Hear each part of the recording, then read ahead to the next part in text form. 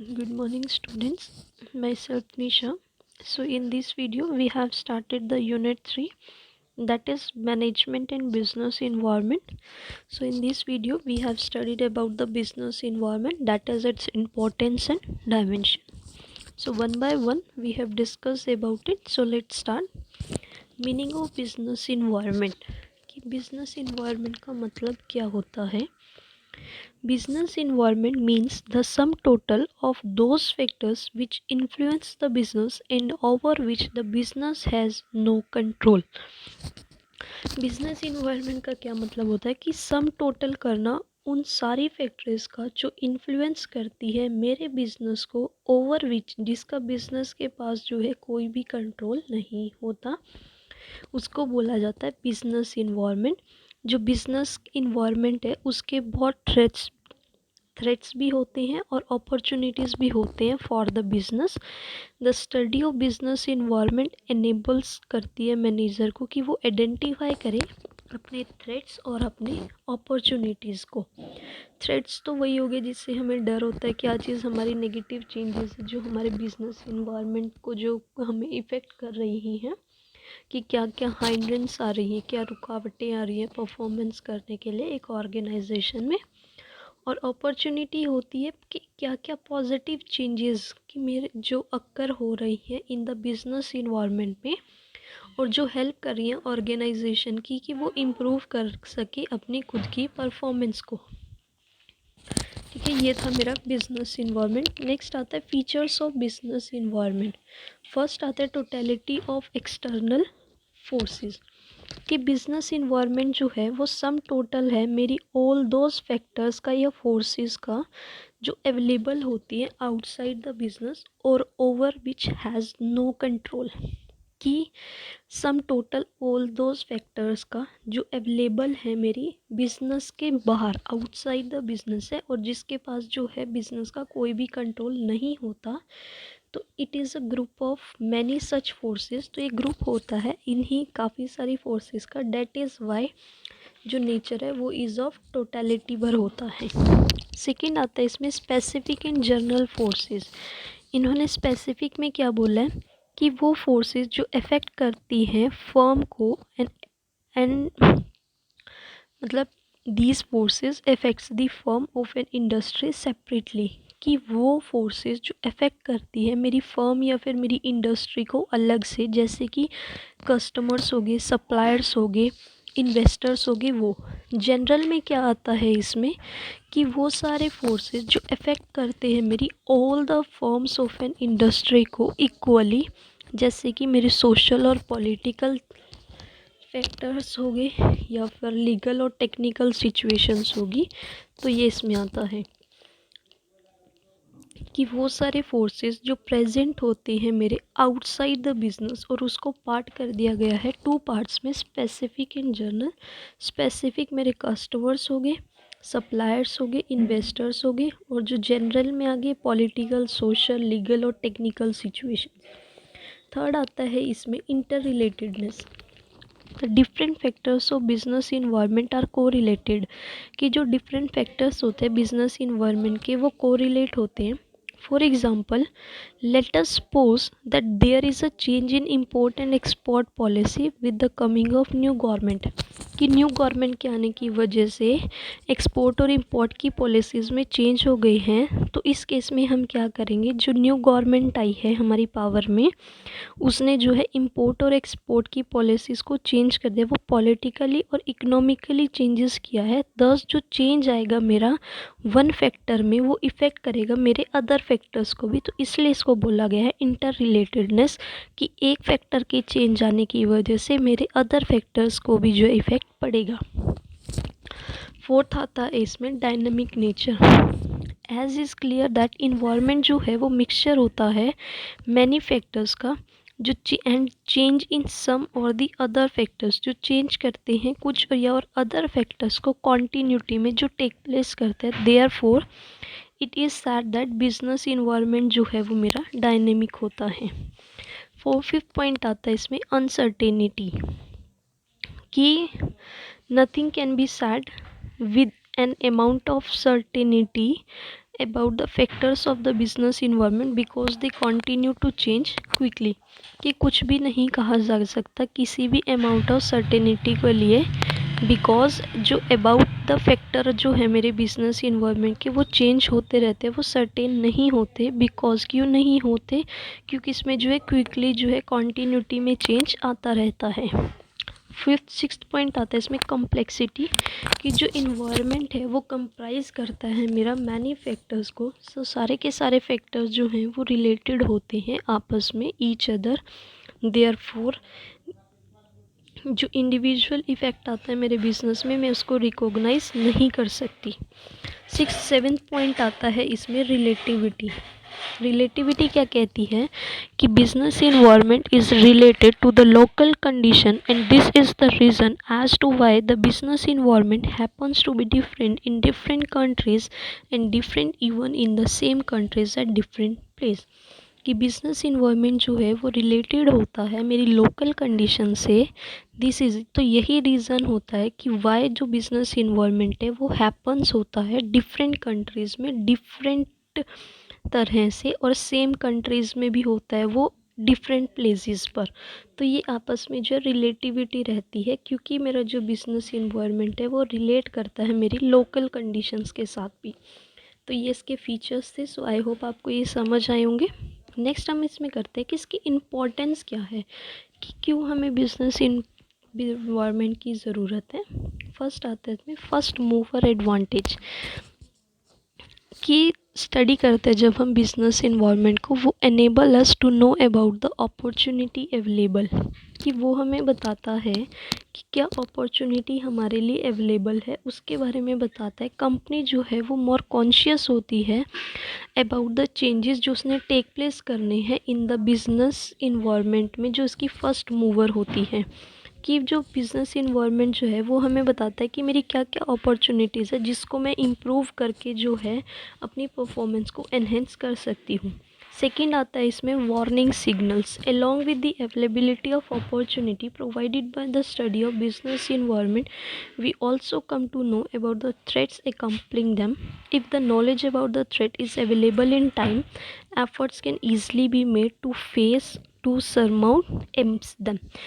Warning signal कैसे, कि मेरा जो बिज़नेस इन्वायरमेंट है वो मुझे एक अपॉर्चुनिटी देता है, मैंने अभी बताया वो हमें अपॉर्चुनिटी भी देता है, वो मुझे थ्रेट्स भी बताता है। अगर मेरा बिज़नेस इन्वायरमेंट मुझे मेरे थ्रेट्स के बारे में जो है एक अगवा कर रहा है, एक वार्निंग दे रहा है, तो मैं उसको जो है उसी टाइम पर इजीली जो है फेस कर सकती हूँ, ताकि आने वाले इन फ्यूचर में मुझे कोई प्रॉब्लम्स ना हो। तो वो जो बिज़नेस इन्वायरमेंट है वो मुझे वार्निंग सिग्नल्स भी देता है। थर्ड आता है इसमें tapping useful resources. An organisation जो है उसे ज़रूरत होती है, नीड होती है नंबर ऑफ़ रिसोर्सेज की जो कैरी करती है उसके बिज़नेस को, जैसे कि मटेरियल, मशीन, मैन, मनी, वो उन सब की उसको ज़रूरत होती है। तो विद दी इन सब की हेल्प से दीज रिसोर्स की जो गुड्स और सर्विसेज जो हैं उनको जो है प्रोड्यूस किया जाता है। तो बिज़नेस जो है गेट्स, उसे जो रिसोर्सेज मिलती है इन्वायरमेंट से वो प्रोवाइड करती है हमें गुड्स और सर्विसेज सेम इन्वायरमेंट को। तो जो स्टडी होती है हमारी बिज़नेस इन्वायरमेंट की टेल्स अ बिज़नेस, वो हमें बताती है कि हमें क्या रिक्वायरमेंट है ऑफ द इन्वायरमेंट की and what it makes available, और वो हमारे लिए क्या अवेलेबल करा रही है जिससे हमारी जो नीड्स हैं वो फुलफ़िल हो रही हैं। तो देयरफॉर ये पॉसिबल है कि टू गेट यूज़फुल रिसोर्सेज, कि हम यूज़फुल रिसोर्सेज भी ले सकते हैं अपने बिजनेस इन्वायरमेंट से। फोर्थ पॉइंट आता है इसमें कॉपिंग with rapid changes. These days जो बिज़नेस है वो रन कर रहा है और उसमें जो है इन्वायरमेंट के चेंज होने की वजह से जो रैपिडली चेंजेस आ रहे हैं, वेरियस फैक्टर्स जो है वो मेरे बिज़नेस के वो कनेक्टेड होते हैं, जैसे कि competition, fashion, number of customers कितने हैं, टेक्नोलॉजी क्या है, एटसेट्रा में क्विकली चेंजेस आते रहते हैं। तो चेंज जो है वो डू नॉट इफ़ेक्ट, वो इफ़ेक्ट नहीं करता मेरे बिज़नेस को as much as the rapidity of the changes के साथ साथ। तो इसके लिए हम इसको बोल सकते हैं दैट जो स्पीड ऑफ चेंज है वो लिटल लेस होती है, वो बहुत कम होती है and it can be faced with comparative ease, और वो फेस जो है वो बहुत ज़्यादा को करता है, बट फेस करने के लिए रैपिडली चेंज को वो एक बहुत ही डिफ़िकल्ट टास्क हो जाता है हमारे लिए। फिर इसमें फिफ्थ पॉइंट आता है assisting in planning and policy formulation. जो नॉलेज है बिजनेस इन्वायरमेंट की वो प्रेजेंट होती है the basis for planning and policy कि हमने क्या प्लानिंग करी है, क्या पॉलिसीज़ हमने बनाई हैं। फॉर एग्ज़ाम्पल एक आईटीसी होटल है, उसने डिसाइड किया कि वो इस्टेब्लिश करेगा मैनी न्यू होटल्स बाहर अब्रॉड और इंडिया में भी only after a careful study of business environment की केयरफुल स्टडी करेगा वो बिजनेस इन्वायरमेंट को, तभी वो इस्टेब्लिश करेगा। तो वो फेल करते हैं कि दैट जो टूरिज़्म इंडस्ट्री है वो बहुत ही बिगेस्ट इंडस्ट्री है वर्ल्ड में, तो उसका जो फ्यूचर है वो पर्टिकुलर ब्राइट होगा हमारे इंडिया में। तो गवर्नमेंट जो है उसके पास जो है स्पेशल इंटरेस्ट होता है डेवलपमेंट करने के लिए ऑफ दिस इंडस्ट्री का, बिकॉज ऑफ मैनी रीजंस। उसके पास बहुत सारे रीजंस होते हैं। तो जो आईटीसी होटल है वो फॉर्मुलेट कर देता है अपनी फ्यूचर स्ट्रेटेजी को किसके बेसिस पे, उस इंफॉर्मेशन के बेसिस पे, उस बिजनेस इन्वायरमेंट की इंफॉर्मेशन की बेसिस से। So in this way anyone can defeat there, तो कोई भी अपनी डिफीट कर सकते हैं अपने कॉम्पिटिटर को बाय फॉर्मुलेटिंग देयर प्लान्स, अपने प्लान्स को फॉर्मुलेट करके। लास्ट पॉइंट आता है इसमें इम्प्रूवमेंट इन परफॉर्मेंस। अभी हमने बोला था कि बिजनेस इन्वायरमेंट जो है मुझे मेरे थ्रेट्स और मेरी अपॉर्चुनिटीज़ दोनों बताता है, तो उससे जो है मैं अपनी परफॉर्मेंस को भी जो है इम्प्रूव कर सकती हूँ। तो ये थे इसके 6 इम्पोर्टेंट्स। आई होप आपको समझ आए होंगे। अब नेक्स्ट इसमें आएगा कंपोनेंट्स ऑफ बिजनेस इन्वायरमेंट कि बिजनेस इन्वायरमेंट के क्या क्या कंपोनेंट्स होते हैं। फर्स्ट आता है इसमें इंटरनल इन्वायरमेंट। अब इंटरनल इन्वायरमेंट क्या होता है, it refers to all those factors which influence the business and present within the business itself and are under the control of the business. कि वो सारे फैक्टर्स जो इन्फ्लुएंस करते हैं मेरे बिज़नेस को, और जो वो फैक्टर्स हैं वो प्रेजेंट होते हैं मेरे खुद के बिज़नेस के अंदर ही, और वो फैक्टर्स हैं वो मेरे कंट्रोल, बिज़नेस के कंट्रोल में होते हैं, मैं उन्हें ठीक कर सकती हूँ, उनको बोला जाता है इंटरनल इन्वायरमेंट। जो with in the business factors जो हैं वो मेरे बिज़नेस को इन्फ्लुएंस कर रहे हैं और वो मेरे कंट्रोल के अंदर होते हैं, मेरे मतलब बिज़नेस के कंट्रोल के अंदर होते हैं कि वो जो है उसको ठीक कर सकते हैं। तो वो कौन कौन से हमारे फैक्टर्स होते हैं, ऑब्जेक्टिव ऑफ बिजनेस की, मेरे बिजनेस का क्या ऑब्जेक्टिव होता है वो मेरे बिजनेस को इन्फ्लुएंस करता है। सेकंड, पॉलिसीज़ ऑफ बिजनेस की क्या क्या पॉलिसीज़ फ्रेम करी है, प्रोडक्शन की कैपेसिटी क्या है, कौन सा प्रोडक्शन मेथड लगाना था जो मैंने दूसरा लगा दिया, तो वो मेरे हाथ में है, मैं इसके मेरे कंट्रोल में है, मैं इसको चेंज कर सकती हूँ। या फिर मैनेजमेंट इंफॉर्मेशन सिस्टम की जो इन्फॉर्मेशन देनी थी वो गलत जा रही है, या फिर पार्टिसिपेशन करना मैनेजमेंट का वो थोड़ा गलत हो रहा है, तो ये सारे जो है मेरे इंटरनल फैक्टर्स होते हैं। यहाँ पर इन्होंने लिखा भी हुआ है, आप एक बार ओवरव्यू कर सकते हैं। नेक्स्ट आता है इसमें एक्सटर्नल इन्वायरमेंट। एक्सटर्नल इन्वायरमेंट जो है वो सारे फैक्टर्स होते हैं बिजनेस के जो बिजनेस को इन्फ्लुएंस करते हैं और वो बिजनेस के आउटसाइड प्रेजेंट होते हैं, एग्जिस्ट करते हैं वो outside the business, and business का जो है उसके ऊपर कोई भी कंट्रोल नहीं होता। इसको आगे टू टाइप्स में इन्होंने बांटा है, माइक्रो इन्वायरमेंट और मैक्रो इन्वायरमेंट, जिसको ऑपरेटिंग इन्वायरमेंट और जनरल इन्वायरमेंट भी बोला जाता है। माइक्रो इन्वायरमेंट जो है वो मेरे एक्सटर्नल फैक्टर्स होते हैं जो क्लोजली जो है रिलेट करते हैं मेरे बिजनेस से, और वो इन्फ्लुएंस करते हैं ईच इंडस्ट्री के यूनिट को डिफरेंटली। जैसे कस्टमर्स हो गए मेरे फैक्टर्स, हो सप्लायर्स हो गए, कि ये मेरे बिजनेस से आउटसाइड है लेकिन वो मेरे बिजनेस के साथ क्लोजली रिलेट है, और वो हर एक की इंडस्ट्री को, ईच इंडस्ट्री के यूनिट को जो है डिफरेंटली इफ़ेक्ट करते हैं या इन्फ्लुएंस करते हैं। ठीक है। फिर आता है मेरा मैक्रो इन्वायरमेंट्स। मैक्रो इन्वायरमेंट वो फैक्टर्स होते हैं जो एक्सटर्नल फैक्टर्स होते हैं और वो डिस्टेंट रिलेशन होता है उनका बिजनेस के साथ, और वो इन्फ्लुएंस करते हैं मेरे ऑल बिजनेस यूनिट्स को, और ऑलमोस्ट जो है एक सेम ही वे में करते हैं। वो कौन कौन से होंगे, जैसे मेरा economic environment, social, technological, political, legal, ये सारे इन्वायरमेंट फैक्टर्स होते हैं। तो आई होप आपको ये समझ आएगा। अभी हम ये वाला जो है अगली स्टेप्स में पढ़ेंगे। तो ये कंपोनेंट्स इसके दो ही हैं, इंटरनल और एक्सटर्नल। एक्सटर्नल आगे टू टाइप्स है, माइक्रो इन्वायरमेंट और macro environment. So I hope आपको ये समझ आएगा। अब हम नेक्स्ट पढ़ते हैं इसमें कि इसके डायमेंशंस क्या हैं मेरे बिजनेस इन्वायरमेंट की। फर्स्ट आता है इसमें इकोनॉमिक इन्वायरमेंट। ये रेफर्स करता है to the combination of economic system, economic policies and economic conditions of a country. Economic environment क्या कहता है? ये कॉम्बिनेशन होता है मेरे इकोनॉमिक सिस्टम का, इकोनॉमिक पॉलिसीज़ का और इकोनॉमिक कंडीशंस का कंट्री में, कि ये जो तीनों के तीनों कंपोनेंट्स है मेरे इकोनॉमिक इन्वायरमेंट के, ये मेरे इन बिजनेस को जो इन्फ्लुएंस करते हैं टू अ लार्ज एक्सटेंट में, एक बहुत ही बड़ी मात्रा में। ये मेरे लिए जो है थ्रेट भी क्रिएट कर सकते हैं और ऑफर भी कर सकते हैं अपॉर्चुनिटीज़ मेरी बिजनेस को। तो हेंस जो बिजनेसमैन है वो मस्ट टाइमली जो है वो स्कैन करता रहता है फोर्सेस ऑफ बिजनेस इन्वायरमेंट की, सो दैट जो थ्रेट है उससे वो अवॉइड हो सके और जो अपॉर्चुनिटीज़ हैं उसको वो एनकैश कर सके। अब आपको समझ आ गया होगा कि इकोनॉमिक इन्वायरमेंट क्या होता है। नेक्स्ट आता है इसमें social environment. It refers to the combination of all the characteristics of the society in which the organization exists. इसने क्या बोला है कि ये कॉम्बिनेशन होता है उन सब करेक्टरिस्टिक्स का सोसाइटी का जो मेरे ऑर्गेनाइजेशन में एग्जिस्ट होते हैं। कौन कौन से हो गए वो? ट्रेडिशनल वैल्यूज, सोशल ट्रेंड क्या चल रहा है, fashion, wishes, level of education क्या है, मेरा स्टैंडर्ड ऑफ लिविंग क्या है।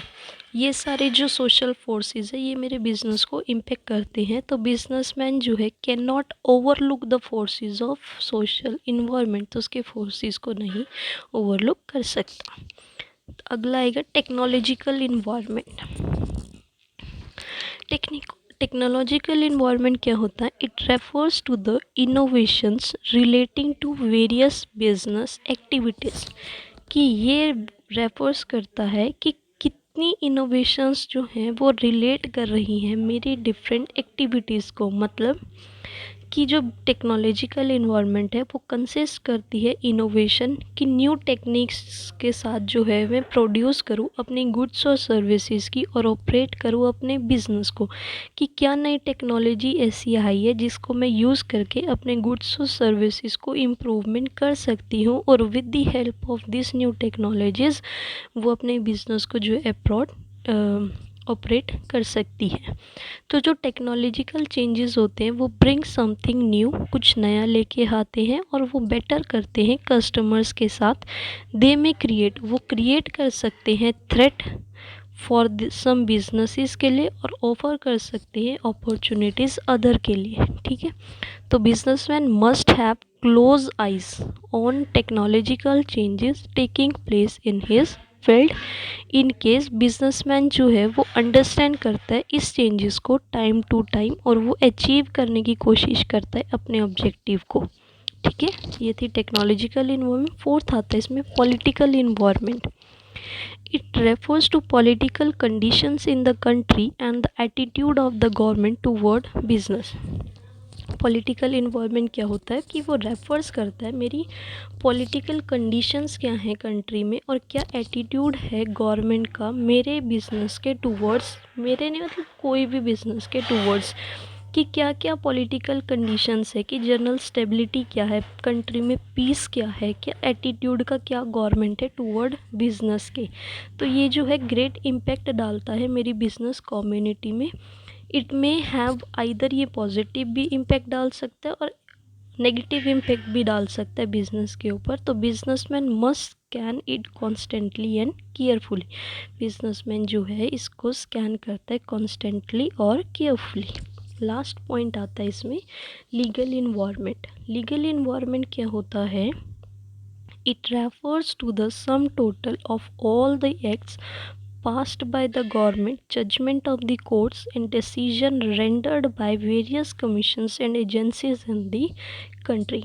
कि लीगल इन्वायरमेंट जो है वो सम टोटल है ऑफ ऑल दी एक्ट्स का जो पास करे गए हैं गवर्नमेंट्स के थ्रू या जजमेंट्स दी गई हैं कोर्ट की, या जो डिसीजन हमने रेंडर कराया है कि मेरी वेरियस कमीशंस क्या हैं, मेरी एजेंसीज़ क्या हैं इन दी कंट्री के अंदर। जो लीगल इन्वायरमेंट होता है वो कंसिस्ट करते हैं ऑल दी एक्ट्स जो पास करे गए हैं गवर्नमेंट ने, कि जजमेंट ऑफ द कोर्ट क्या है या डिसीजन क्या है वेरियस कमीशंस का और एजेंसीज़ का अपॉइंट करने का एट सेंटर में, स्टेट में और लोकल लेवल में। तो ये सारी जो अरेंजमेंट्स होती है इनकी ज़रूरत होती है कंट्रोल करने की और रेगुलेट करने की वेरियस बिजनेस एक्टिविटीज़ की, जैसे कि सेल और परचेज़ करने की, इंडस्ट्रियल डिस्प्यूट्स की। तो जो बिज़नेस कम्युनिटी है वो इग्नोर नहीं करती अपने लीगल फ्रेमवर्क को, और वो परफॉर्म करती है अपनी ट्रांजैक्शंस उन लीगल फ्रेमवर्क के साथ ही। इट मे हैव आइदर, वो आइदर पॉजिटिव भी हो सकते हैं और नेगेटिव इम्पैक्ट भी डाल सकती है मेरे बिज़नेस के साथ। तो बिजनेसमैन जो है वो मस्ट स्कैन करता है इसको रेगुलरली। सो आई होप आपको ये इसके 5 के 5 पॉइंट्स समझ आ गए होंगे कि क्या क्या डायमेंशन है, इकोनॉमिकल, सोशल, टेक्नोलॉजिकल, पॉलिटिकल और लीगल। सो आई होप आपको ये समझ आया होगा। So thank you so much. If you like it, then please subscribe my channel, like, comment and share. Thank you.